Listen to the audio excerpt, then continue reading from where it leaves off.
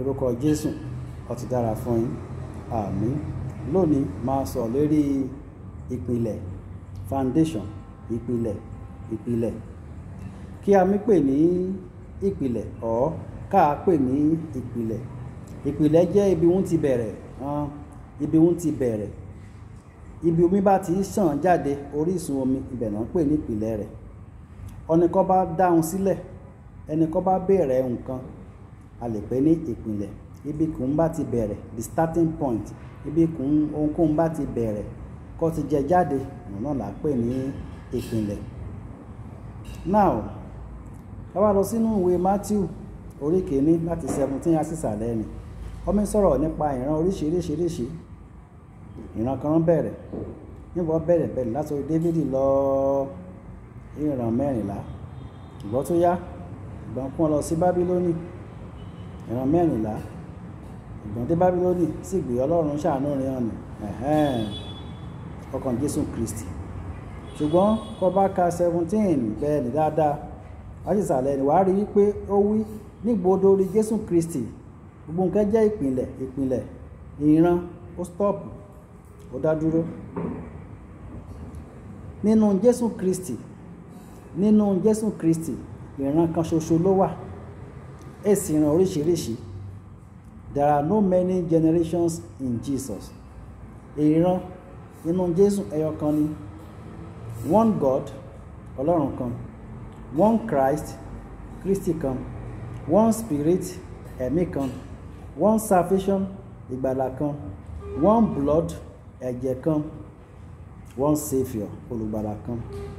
Kò sí ìran mẹ́ta, ìran mẹ́rin nínú Jésù. Kí ìpìlẹ̀ ọ̀nìyàn ní ibi kọ̀nìyàn ti jẹ jáde yá, ibi kọ̀nìyàn ti bọ̀, àbí ẹni kó bí ènìyàn, òun náà pè ní ìpìlẹ̀ ọ̀nìyàn. Ìpìlẹ̀ méjì ló wà fún ọ̀nìyàn. Ìkíní, bàbá àti ìyá ọ̀nìyàn nígbọ̀n bí ènìyàn, wọ́n jẹ́ ìpìlẹ̀ rẹ̀.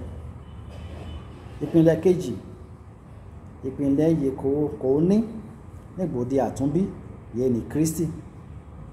Ẹni bá ti fi ayé rẹ̀ fún Jésù Kristi, bí ṣe máa ń sọ, but correct wọn ni wípé ẹni bá ti fi ẹ̀ṣẹ̀ àti ikú rẹ̀ fún Jésù kẹ́ gba ìyè àti oore ọ̀fẹ́. Ẹni bá ti gba Jésù Kristi gẹ́gẹ́ bí Olúwa àti olùgbàlà rẹ̀, Jésù ń ṣe ìpìlẹ̀ rẹ̀. Gbogbo ènìyàn kẹ́ gba Jésù gẹ́gẹ́ bí Olúwa àti olùgbàlà, bàbá rìn àti ìyè rìn, ìyẹn ni ìpìlẹ̀ rìn.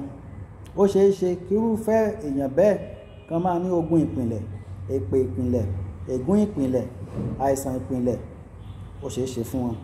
Ṣùgbọ́n ẹnikẹ́ni kó bá ti ní Jésù Kristi ní ìpìlẹ̀ rẹ̀. Nínú Jésù Kristi, ó yẹ rí ègún níbẹ̀, ó yẹ rí ogun ìpìlẹ̀ níbẹ̀, ègún ìpìlẹ̀ ó yẹ rí níbẹ̀, àìsàn ìpìlẹ̀, ìrandíran, gbogbo bí yé ni ó yẹ bà nínú rẹ̀. Jẹ́ a lọ sínú ìwé Kọ́ríńtì kìíní orí 3 ẹsẹ̀ 9 á sísàlẹ̀. Ó wí sí a pé ìpìlẹ̀ kan ṣoṣo ni a ti fi lélẹ̀, tí ẹnikẹ́ni kò sì lè fi òmíràn lélẹ̀ mọ́, tí ń ṣe Jésù Kristi. Jésù Kristi ni ìpìlẹ̀ onígbàgbọ́. Ìwé Jòhánù orí 3 ẹsẹ̀ 6, ìyíká bí nípa ti ara o. Gbogbo èèyàn tá bí nípa ti ara ni o. Àwọn tí a bí nípa ti ẹ̀mí ni. Kan bá ti bí ọ nípa ti ẹ̀mí, that is, kò bá ti gba Jésù gẹ́gẹ́ bí Olúwa àti olùgbàlà rẹ̀, wọ́n ti bí ọ nípa ti ẹ̀mí. Èsè bí ọ, Ọlọ́run ló bí ọ. Kéèṣe bí ọ, ó fi ẹ̀mí mímọ́ ó fi bí ọ. Èsì ìpìlẹ̀ rẹ̀, ẹ̀mí mímọ́ ni ìpìlẹ̀ rẹ̀. Ẹnikẹ́ni Jésù, bàbá àti ìyá rẹ̀ ni ìpìlẹ̀ rẹ̀. Ẹnikọ́ ní Jésù, ẹ̀mí mímọ́, Kristi, olùgbàlà, àjíǹde, òun ni ìpìlẹ̀ rẹ̀. Ṣó mi yé ọ bẹ́ẹ̀ ni? Ṣó ṣeé ṣe kí ẹ̀mí mímọ́ kẹ́ jẹ́ ìpìlẹ̀ ọ̀nìyàn, kí ìpèsè wà nínú ẹ̀mí mímọ́? Ẹ ṣeé ṣe. Ogun ìpìlẹ̀ ńkọ́? Ẹ ṣeé ṣe. Àìsàn ìrandíran ńkọ́? Ẹ ṣeé ṣe.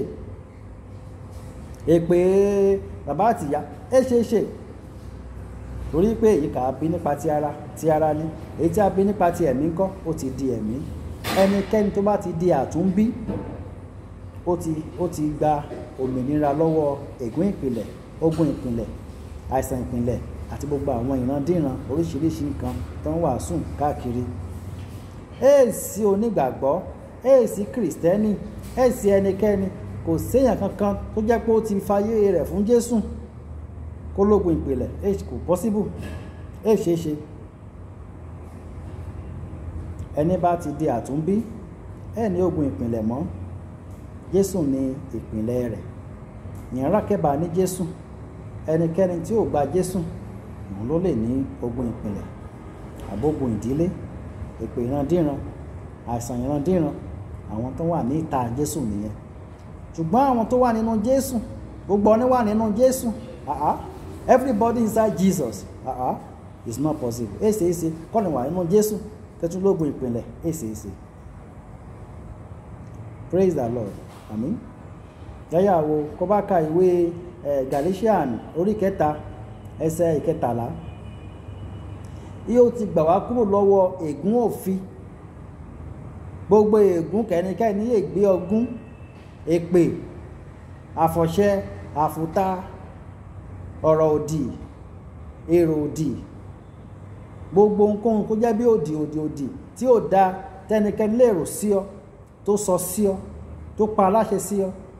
Yóò ti gbà ọ́ kúrò lọ́wọ́ rẹ̀. Ó ti gbà wá kúrò lọ́wọ́ ègún òfin. Èwì á gbà á kúrò lọ́jọ́ iwájú. Èwì nígbà bá gbà àwẹ̀, nígbà bá gbàdúrà kíkan, èwì bẹ́ẹ̀.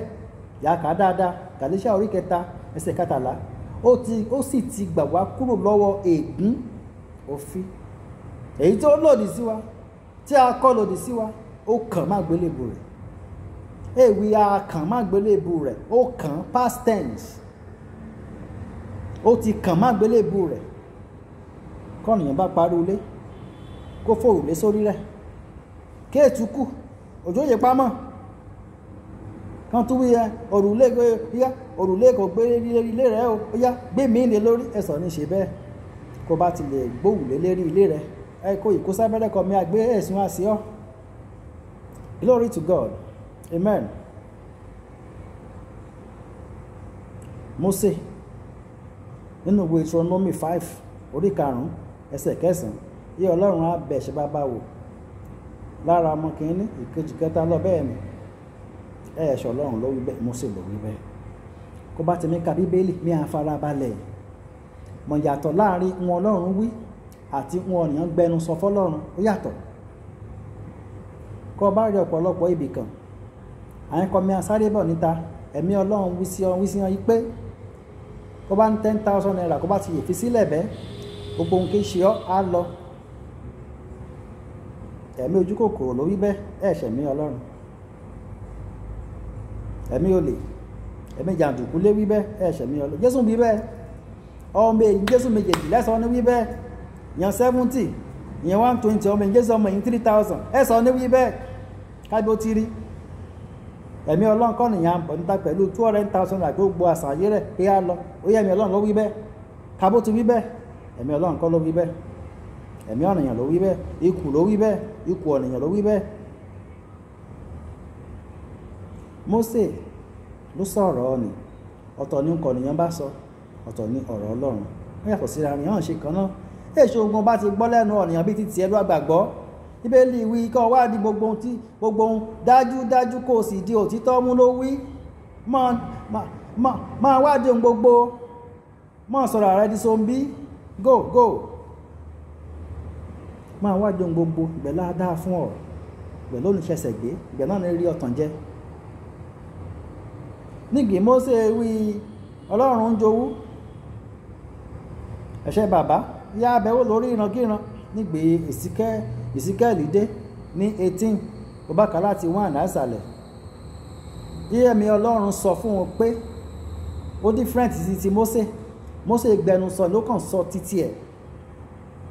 Lọ́pọ̀lọpọ̀ pásítọ̀ àti wòlíì ṣe máa ń sọ pé ẹ̀mí Ọlọ́run sọ pé ó wà ní láàrin wa ń bíbà tó bá lé 10,000 naira máa bọ́ntà. Ó fúnra ẹ̀ ló sọ, Ọlọ́run sọ. Ṣùgbọ́n Èsíkẹ́ẹ̀ sọ pé ẹ̀mí Olúwa, ọ̀rọ̀ Ọlọ́run tọ̀ mí wá.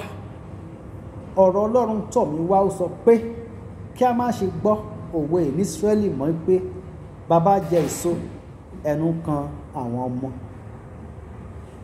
ó cancel nǹkan tí Mósè sọ. tó bá tún wá wò nínú Galatia yẹn 3:13 ó sì gbà wá kú lọ́wọ́ ègún òfin, ó bá nǹkan tí Ezekiel sọ. so gbàgbé nǹkan tí Mósè sọ, Mósè gbarata ó sọ̀rọ̀, ṣùgbọ́n Ezekiel sọ pé Olúwa ní kí n sọ fún yín, ó different sí kéèyàn gbarata fún Ọlọ́run. ṣé yẹn ti yé yín? bóyá o sọ pé ìwé Sáàmù ńkọ́ orí 11 ẹsẹ̀ 3 típìnlẹ̀ bá bàjẹ́ kí ni olódodo yóò ṣe? padà sí ẹsẹ̀ ìkíní, ó ní Olúwa ní ìgbàlà mi. ìwọ wà yìí sọ fún mi pé kí n máa sá káàkiri bí ẹyẹ, kò possible. that is tí ènìyàn bá ti di àtúnbí, solution nìyẹn. tí bàbá rẹ̀ àti èyí rẹ̀ kan bá ní ìpìnlẹ̀ kẹ́da, solution nìyí pé ṣáàtì gba Jésù gẹ́gẹ́ bí Olúwa àti olùgbàlà rẹ̀, solution rẹ̀ ni. ó wà nù Sáàmù orí kìíní, orí 3 lọ Mẹ́kà, yà á ka ẹsẹ̀ 3 lọ Mẹ́kà, yà á ka ẹsẹ̀ ìkíní, wà á rí ánsà lébẹ̀.